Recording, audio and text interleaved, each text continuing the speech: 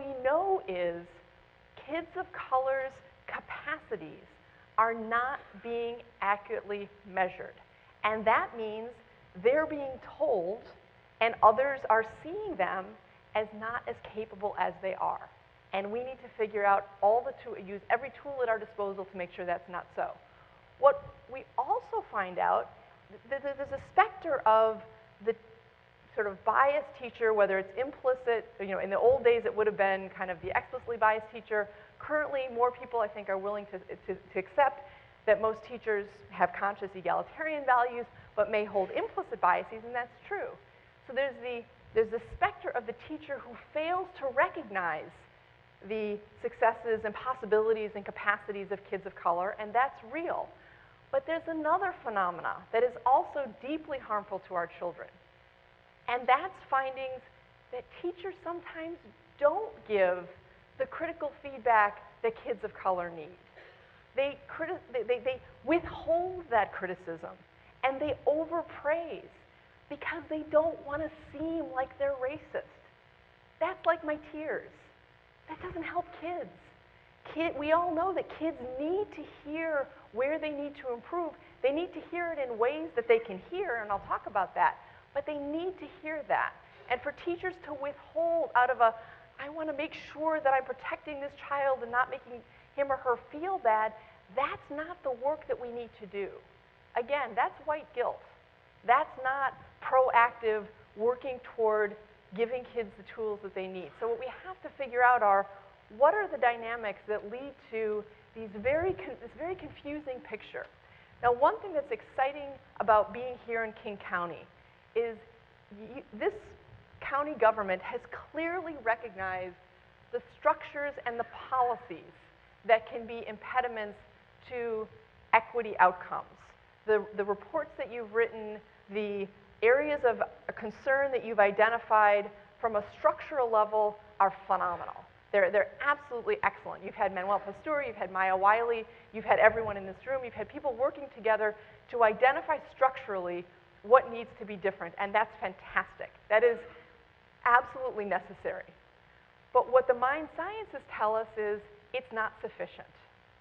In order for the structures and the policies to translate into real change, that needs to happen person by person.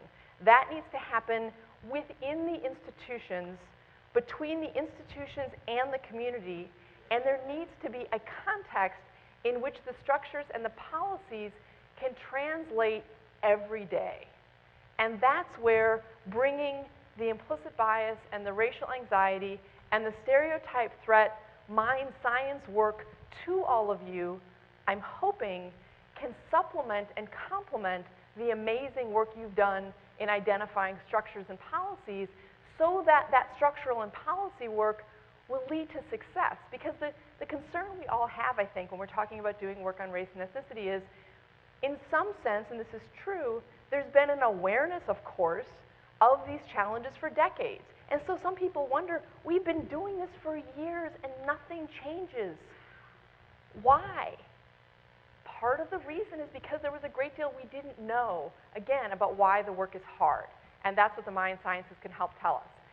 Now, explicit bias does, of course, continue to exist. There are people who do adhere to the negative stereotypes about different groups.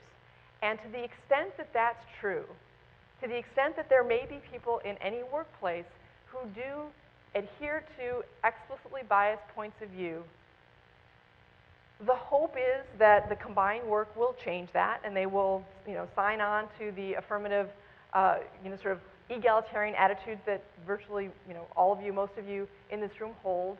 But frankly, if there are standards of practice that everyone in a workplace has to engage in, even if someone enters that with some explicit stereotypes that they haven't let go of yet, they can still be held accountable to certain behaviors, and it's the behavior that matters most. Hearts and minds are crucial, but for the work to be done for our kids, for our seniors, for our communities, it's what we do that matters most. So I would say, identify the behaviors that we want to see, identify the practices that have to happen, and frankly, usually the attitudes will follow. But it's this, again, it's this notion that most people have done the conscious work. It's the unconscious, for the most part, that's the challenge for us all. So the three areas I'm going to talk about most are these multiple racial dynamics that occur internally, that when they bump up against the structures and when they enter into our institutions, they can really impede, undermine, or make unbelievably challenging the effective implementation of all the amazing goals that are set forward in your reports and in the executive orders, etc. But for a second, we're going to step back. Because in order to do the mind science work, we actually need to experience our brains in action. So I've seen this is a wonderful vocal group. I'm going to look for the traffic folks and the natural resources folks particularly, but I want everyone involved. So what I'm going to need from everyone in this room is for everyone vocally, as this wonderful gentleman just did, to please state when I press my button the color of the text as quickly and as loudly as you can, full group. Everyone ready? Okay, first.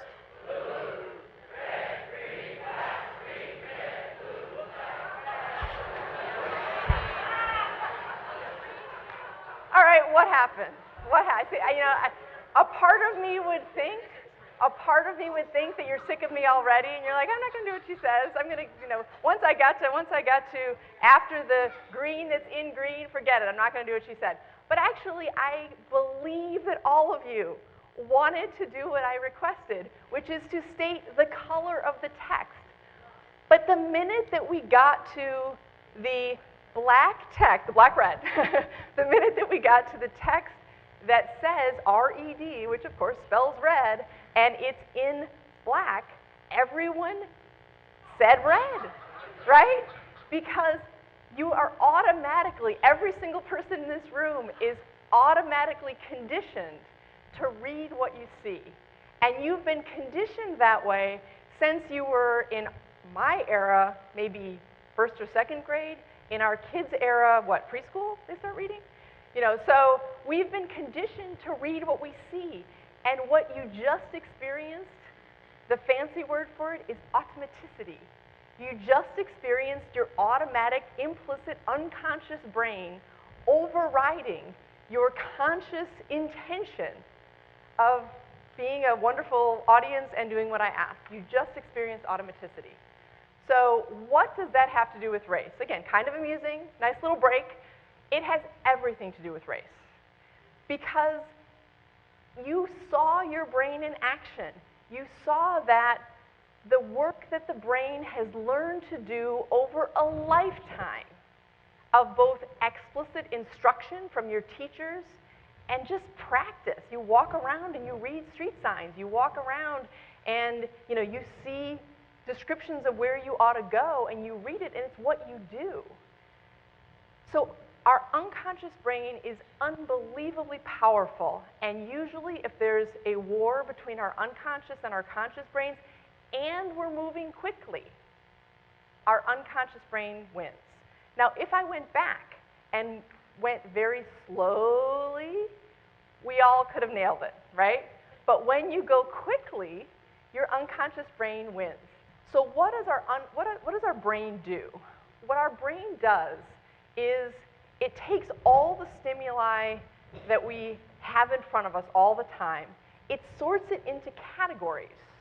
So objects, sort of I know, and this is my favorite new one actually, is if there's a little square thing or whatever the shape of the iPhone, there's something like that that's making even a sound that just starts suddenly, even if it's a song, if it's a bell, I know to pick it up and answer it because I know it's a phone. That's a new category in my head, is an iPhone or is a cell phone. When I was a kid, I would have thought it was a really cool, very small, newfangled radio. Because when many of us were kids, I think most of us are kids, there's nothing existed like an iPhone. My phone was the large, mine actually had the rotary, remember the rotaries? We had a party line. I mean, my kids, like when I describe my experience of phones, it's just shocking to them. But we all know now what to do if something like that's ringing. We press the button, we pick it up, and we talk on it. We don't think about it. We don't hesitate. We know what to do. So our brains have categories of knowledge that we absorb that allow us to know exactly what to do. We have associations that are sort of describe what constitutes a particular thing, and that's what I meant with the cell phone. So in my day, a phone had certain things associated with it. It had a cord, it had a little squiggly attachment from the earpiece to the piece that you dialed. Those are no longer associated with the category of phone, but the new category has won out. What also happens is our brains fill in gaps when all the information isn't present. So this is the work that our unconscious brain does, and it's, again, powerful. It has evolutionary origins, and it's what allowed us as a species to survive. So this picture helps us see sort of how large the portion of our brains are that are automatic. And it also refers to an important part of our brain that anyone who talks about implicit bias always mentions, the amygdala. The amygdala is the portion of the brain that registers fear.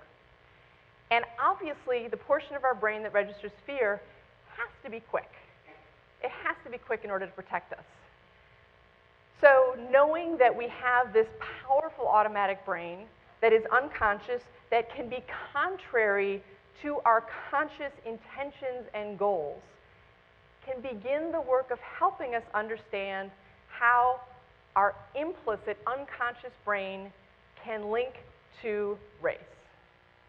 So these schemas that I talked about, I've given you wings, I've given you cell phones, they're also associated with people. So we have categories of people. We have children, we have elder, we have man, woman, white, black, Catholic. And with each of these categories of people, we make certain associations. Now let's take child for a second, because the category of child, for the most part, is not a controversial one. We know that children, particularly small children, we need to protect them. We know there are decisions that they make that they can't be trusted to make. Again, I'm a New Yorker, and so if I see a child going toward the subway platform, it's a little bit like this one. If I see a child going that way, my reaction, appropriately, would be to reach out and pull the child back and to pick the child up. And I would be a hero, and I would be on the front of the New York Post in a positive way.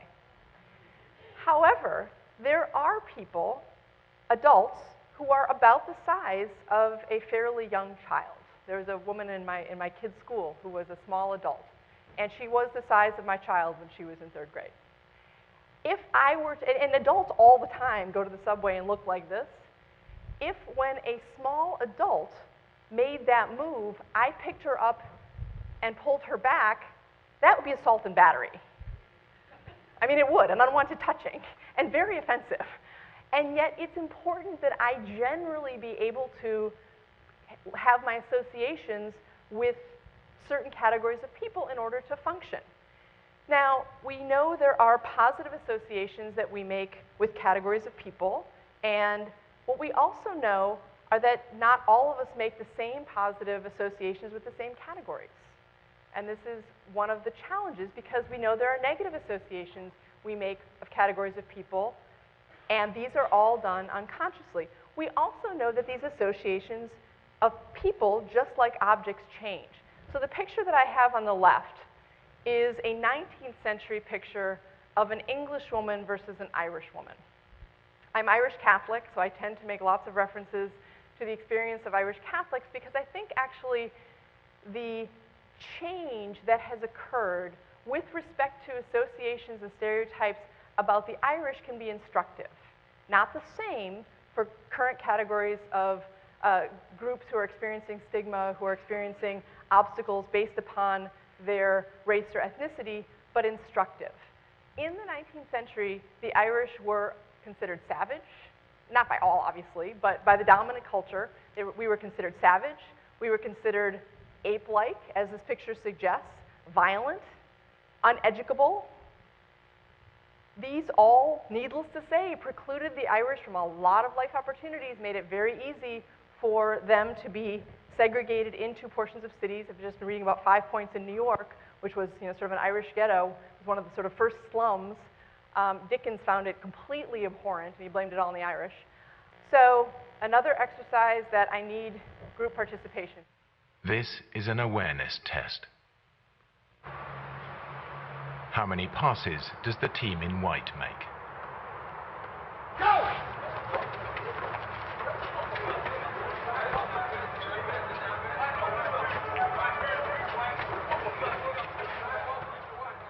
The answer is 13. But did you see the moonwalking bear?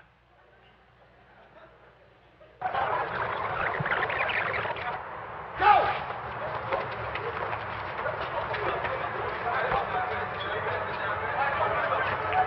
This is another example of how our brain's automatic functioning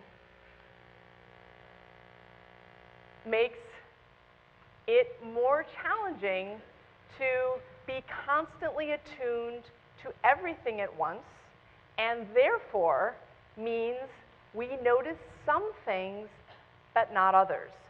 What we notice often is linked to what our expectations are. What our expectations are often rooted in stereotypes. So this gets us finally to what implicit bias is. So bias, you know that word. Explicit, being aware of your evaluation of a person. Implicit, it's when it's automatic and you don't know that you have it. So an implicit bias is an automatic association of stereotypes or attitudes with a particular group and its members. That's the formal definition of implicit bias. And so what we mean when we say someone has implicit bias is they make automatic associations that they don't know they have. And that's why when we talk about implicit bias, we are not accusing someone of consciously having hatred or consciously holding stereotypes, because many people, it turns out most people in this country have some implicit biases that they find abhorrent, absolutely abhorrent. So stereotypes, traits associated with a particular group, attitudes, warmth or coldness toward a particular group. We can have positive stereotypes and negative attitudes, right? So many, frankly, people think of positive stereotypes with respect to Asian Americans, but sometimes there are implicit negative or ambivalent attitudes that are to some degree associated with those positive stereotypes, out of certain implicit jealousy or fear. With respect to Jews historically, there's often been certain positive stereotypes but negative attitudes. With respect to the elderly, we have very positive attitudes, a lot of warm feelings, but the level of implicit assumptions of incompetence are higher than any other implicit bias level, higher than any other one. So it's, again, these are different. Now we know that the stereotypes and attitudes we have can deeply affect how we think about government policy and programs. Now here's an interesting example of how we know implicit bias exists and one way of making it go away. Some of you may be aware of this.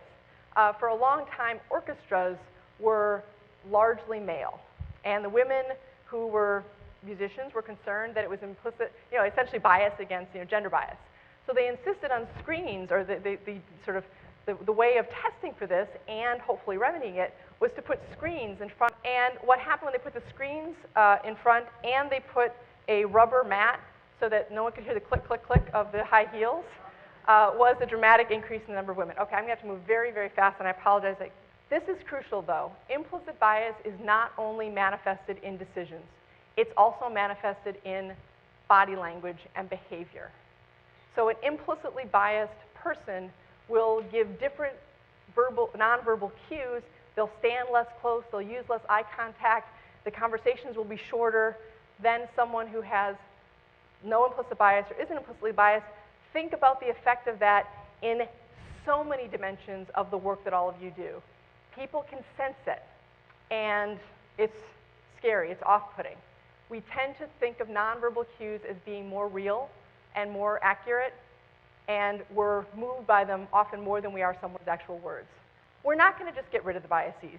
That's a goal, to get rid of the biases altogether. But in the meantime, as we've talked about, or as I've talked about, we want to make sure that the biases aren't affecting behavior. So part of what I hope our group discussions can be about is bias overrides. What are the kinds of actions that you think are occurring within the work that you do that may implicate bias, and think through what are the interventions, what are the ways of being mindful, like the doctors were, like the jurors can be, like the orchestra conductors were, to prevent the implicit bias from leaking into decisions and behavior.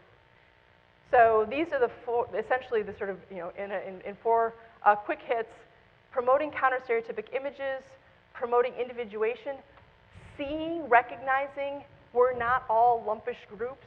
We are different. This can be very difficult for whites to do, particularly with African Americans and other groups of color, because we're taught we're supposed to be colorblind.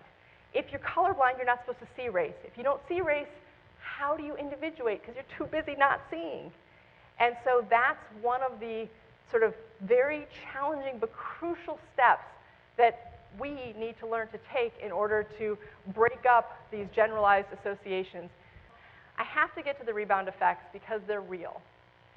Racial anxiety, the worry or concern that people have during interracial interactions, and stereotype threat, which is the concern that we're going to confirm a negative stereotype about our group, can be as harmful, as powerful, and as likely to lead to harmful outcomes as implicit bias. And so we have to make sure that being mindful that we have biases doesn't lead particularly whites to go into white liberal guilt overload. Because liberal guilt is mine. That's about me. And it shouldn't be about me, right? It should be about what my behavior is and how I'm responding and how I'm thinking externally. And so racial anxiety is experienced by people of different races and ethnicities, but differently. So if you're a person of color, your anxiety is you're going to be met with discrimination or bias. If you're white, your anxiety is that you're going to be perceived as racist. And it turns out that the effects of racial anxiety for whites look a lot like the behavioral effects of bias. So the racially anxious teacher behaves somewhat similarly in her dynamics with kids as the biased teacher. So the anxiety isn't the answer. Being worried about your racism isn't the answer. It's doing the work to get to a different place. The child feels like an outsider with that kind of behavior, whether it's a result of bias or a result of anxiety. The child is on the hurting end either way. Racial anxiety's effects on the brain, we've all felt anxiety, right? Your heart rate goes up, your stress level goes up, different people react differently. It's powerful, and it actually diminishes our cognitive capacities. So moving past that anxiety into a different place is crucial to get this work done. So frankly, part of the most successful efforts to reduce racial anxiety is increasing interracial contact a lot. And so seeing this very, very diverse room is fabulous. Having all of you work together and be open to the importance of your relationships, having integrated leadership ideally, workforces, all of that does huge amounts of work. For the whites in the room, we have to get over the idea that we can be colorblind because we can't. And it's wildly irritating when we try to be, because then we say things like, I just don't see you as black. And we don't understand why that's not seen as a compliment. And it's obviously not our attempt to say, because if I did, I wouldn't like you. It's a kind of, we're seeing each other's humanity. But part of someone's humanity may be their racial identity. That's not the racism part. So we have to work through that one. Promoting the importance and the sort of fabulousness of diversity actually helps both groups. And in fact, it's true that diverse work groups are more innovative, they are more creative, they lead to better outcomes in virtually every field that research has been done. Very quickly, stereotype threat is related to racial anxiety, but it's slightly different. It's the worry that people have that you'll confirm a negative stereotype, and it essentially acts as a headwind. And this is important in workplaces, because if someone's racial anxiety, or stereotype threat rather, is triggered, their work will be less good. And it's not them, it's the context. Their work in another context would be better. If stereotype threat is triggered in schools, as it so often is, kids' work will be less good. And look how we see this. Girls who are told that girls and boys or men and women aren't as strong at math, they're the green ones on the left side. Their performance in a hard math test, far less strong than when they're told that men and women are equal in math. Dramatic difference. And you'll also see the men get a stereotype lift. They do better when they think, we kind of rock at this. So we want to create a condition. We want the men to do as well as they can, of course, and if we can create that lift in other ways, awesome, but we don't want it to happen at the expense of the women. This was the first study that was done, and it shows the same thing for African Americans and white students in a verbal GRE. Here's an interesting one. White men can be subject to stereotype threat too. White men just told to take a test their math ability, do really well. Told to test their math ability against Asian Americans, oops. White men told that there's a putting green where they're being tested on their spatial relations, do really well. White men told that they're being tested on their natural athletic ability, not so much. So this is something that can affect us all, and white stereotype threat, the fear of confirming racism, is something that leads to very unhelpful conduct, and I'll basically end very shortly. These are the studies that I referenced earlier where white teachers are giving inadequate and less feedback to students if they're African American or Latino. Interestingly, if their teachers are in a school where they feel protected and supported by their principals and their colleagues, they do give the same level of feedback to black students, but they don't to Latino students. What does that tell us? With respect to the black students, it's actually not implicit bias. It's not assumptions about capacity. It's worry that they're going to be seen as racist. With respect to the Latino students, it is implicit bias. It is assumptions about capacity. So the reason I emphasize this, and I promise I'll sit down and we'll create opportunities for all of you to work together, the reason I emphasize this is in order to identify and figure out what's happening in any of our workplaces or communities or lives and how race or ethnicity or gender are playing a role, we have to know what the catalyst is. It's not always bias. Sometimes it's these other phenomena, and if we don't know which one it is, we might get the intervention wrong. And we need to get the interventions right, because that's what's going to change the behavior, and that's what's so crucial.